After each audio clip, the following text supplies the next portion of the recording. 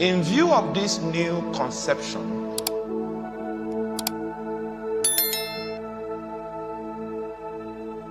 whereas the best example of a goat is a goat because it was created after its kind. But for man, the example of man is not man, because man was not created after its kind. So the example that man will need to behold in order for him to fulfill his high calling, that's what the high calling is about. Something that is not meant for men, something that comes from the divine, so that you can administer something that an ordinary man that is not helped cannot administer. Because we were created in the image of God and in the likeness of God, it means it is only God that can come and evaluate how accurate you were. You are not with me. Now, all of this campaign about success, prosperity, if you are a true Bible student, you will come to realize that a man cannot be successful in time. And that is the reason for the judgment seat of Christ for believers. Because at the judgment seat of Christ, the one that is the pattern man, the one that is the first and the only man that heaven looked at and said, this is the idea we had when we conceived the counsel about man. It was only one man, Jesus. He's the only one that satisfied the vision, satisfied the idea of man that was created to function in the image of God and in the likeness of God.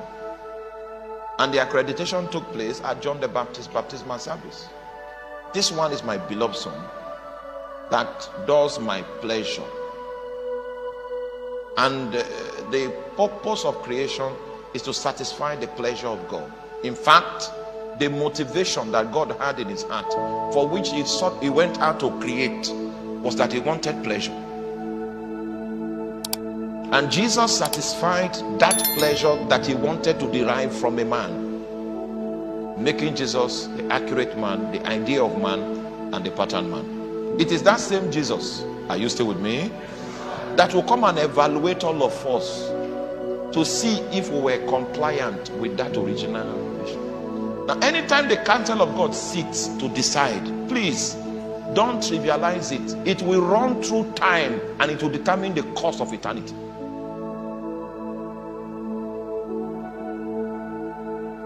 That vision that they have sat to conceive for eternity, it is like that. You will be doing yourself a disfavor to ignore those matters. Are you following what I'm talking about? So we were created in the image of God. So it is God that will come to assess us, to see how compliant we were as carriers of his own image, carriers of his likeness, because we were not created after our own kind. Exactly.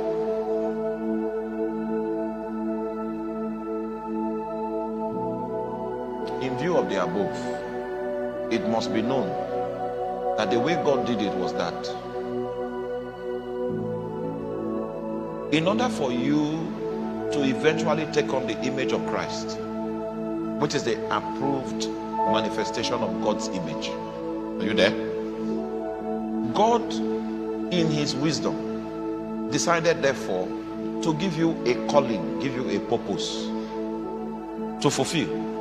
That purpose is the context in which God puts you, that has all the challenges that are needed to make you permanently dependent on God, that has all the troubles that are needed to make you see that you have no way of survival apart from God, to yield to him so much that you now eventually take on his image. The objective is that he wants you to take on the image of Christ. He wants you to begin to think the way Jesus thought, to obey the way Jesus obeyed, to function the way Jesus functioned.